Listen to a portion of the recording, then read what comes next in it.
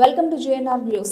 ఘనంగా మేడే వేడుకలు ఎన్టీఆర్ జిల్లా ఆంధ్రప్రదేశ్ రాష్ట్రం తిరువూరు నియోజకవర్గం విస్సన్నపేట మండలం బస్టాండ్ దగ్గరలో ఉన్నటువంటి centre of Indian trade union building workers union నూతన కార్యాలయాన్ని మేడే సందర్భంగా జెండా ఎగురవేసి సంబంధిత నాయకులు మరియు కార్మికుల చేత రిబన్ కట్ చేయించి కార్యాలయాన్ని ఓపెన్ చేయడం జరిగింది. నూతన కార్యాలయంలో సంబంధిత యూనియన్ పెద్దలు, గ్రామ సర్పంచ్, వైసీపీ మండల అధ్యక్షులు, మాజీ శాసనసభ్యులు, అదేవిధంగా తాపీ యూనియన్ జిల్లా అధ్యక్షులు వారి మాటల్లో ప్రజల్లో స్పందన వచ్చేలా మాట్లాడడం జరిగింది.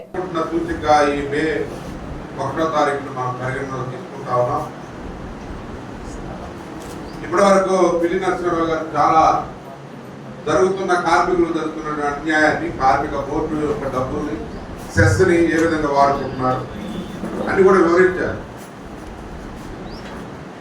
ఏ ప్రభుత్వం ఏది వచ్చినా ఏం జరిగినా కానీ కార్మిక లోకంలో ఇప్పుడు కార్మికులు దాదాపు 100 సంవత్సరాలుగా 150 సంవత్సరాల క్రితం దాదాపు 139 సంవత్సరాలు ఉంటాయి.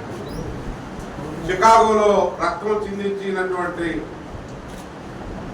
ఆ మార్కెట్ కార్మికులు ఎవరైతే ఉన్నారో 10 గంటల కోసం కష్టపడినటువంటి దానికోసం పోరాడినటువంటి రక్తం చిందించి అమరులైనటువంటి వాళ్ళ జ్ఞాపకంగా ఈరోజు మనం జరుపుకుంటున్నటువంటి దీనిలో మీ అందరూ కూడా మేడే దినోత్సవ శుభాకాంక్షలు తెలియజేసుకుంటా ఉన్నాను. సోదరులారా, ఈరోజు భారతదేశంలో భిన్నమైనటువంటి పరిస్థితులు మనం ఎదుర్కొంటున్నాం.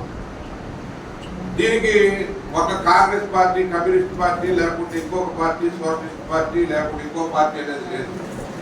ఈరోజు భిన్నంగా ఉంది. భారతదేశంలో నరేంద్ర మోడీ యొక్క అధికారంలో ఉన్నటువంటి పాలన కార్మిక వర్గానికి, కర్షక వర్గానికి, ఇంకా మిగతా వాళ్ళకు కూడా అన్ని చట్టాలని కూడా వేరే రూట్లో వాళ్ళు మార్చే పరిస్థితి, భారత రాజ్యాంగాన్ని మార్చే పరిస్థితి తీసుకొస్తున్నటువంటి సందర్భం మనం కనపడతాము. అందుకనే మేము వైఎస్ఆర్సీపీ పార్టీగా మేము తెలియజేసేది కార్మిక సంక్షేమం కోసం మేము కూడా కట్టుబడి ఉన్నాం.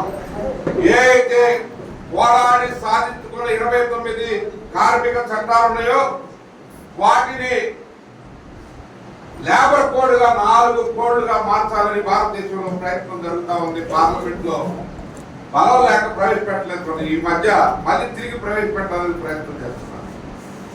కార్మికులంతా ఆలోచించాలి.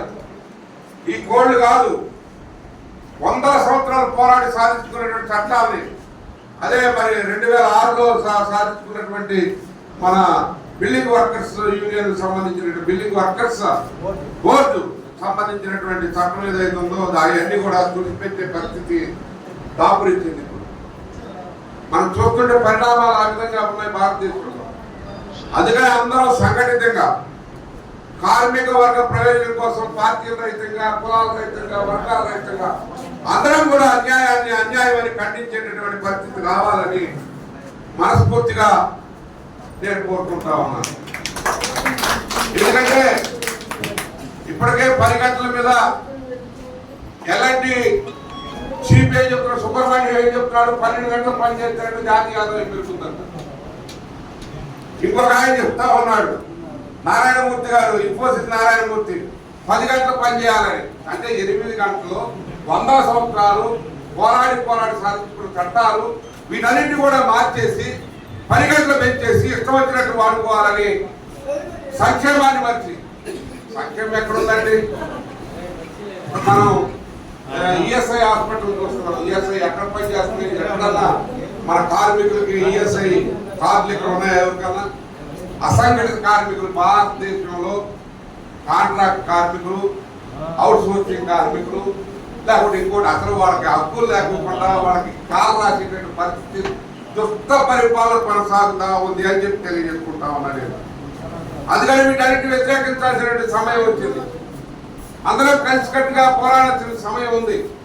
సమయం వచ్చింది. ఇప్పుడు తప్పదు, పోరాడితే పోయేది లేదు, బానిస సంఖ్యలు తప్ప అని చెప్పి నినదించినటువంటి రోజు.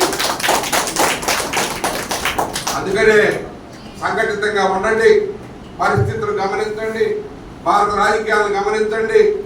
చరిత్రనే మార్చేసే పరిస్థితి వచ్చింది. ఆ రోజు చికాగోలో కాదు, ఎక్కువ చోట మన బెల్వాళ్ళు తగ్గిపోయారని చెప్తారు. అట్ట మారుతున్నారు పేజీ కాదు.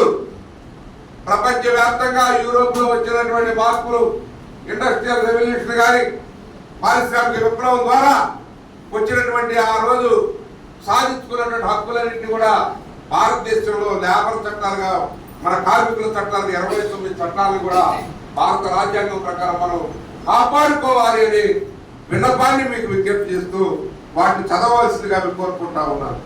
ప్రతి ఒక్కరు కూడా జీవించే హక్కు, ప్రతి ఒక్క కార్మికులకి ప్రతి ఒక్క దానిలో హెల్త్ ఎడ్యుకేషన్, కార్మికుల పిల్లలకి విద్య కావాలి, కార్మికుల పిల్లలకి ఆరోగ్యం కావాలి. ఈ పాలసీలన్నీ కూడా చట్టాలు చేసుకున్నాం కానీ అవి అమలు జరగకముందే మళ్ళీ అవి రద్దు చేసే పరిస్థితి భారతదేశంలో వస్తూ ఉంది. అందుకనే మరి మేము మీకు సంఘీభావాన్ని తెలియజేస్తా ఉన్నాం. మీ సిఐటిలు ఆర్గనైజేషన్కి మా సంఘీభావాన్ని వైఎస్ఆర్ పార్టీగా మేము తెలియజేస్తా ఉన్నాం. మీరు అందరూ కలిసి పోరాడాల్సిన సమయం వచ్చింది. అందరం కలుద్దాం. కార్మికుల హక్కుల పరిరక్షణ కోసం, కార్మికుల యొక్క విద్య, కార్మిక రంగంలో ఉన్నటువంటి కార్మికుల పిల్లల విద్య కోసం, వాళ్ళ ఆరోగ్యం కోసం చట్టాలను రక్షించుకోవాలి, కార్మిక బోర్డుని మనం రక్షించుకోవాలని చెప్పి తెలియజేసుకుంటూ వస్తున్న మార్పులను కూడా గమనించి వాటిని ప్రతిఘటనతో ఈ 20వ తారీఖున పిలుపునిచ్చారు. భారతదేశ వ్యాప్తంగా చాలా అన్ని ట్రేడ్ యూనియన్లు పిలుపునిచ్చారు. ఒక ఏకాగ్రే ఒక అన్ని ట్రేడ్ యూనియన్లు పిలుపునిచ్చారు. భారతదేశంలో ఒక చైతన్యం వస్తూ ఉంది.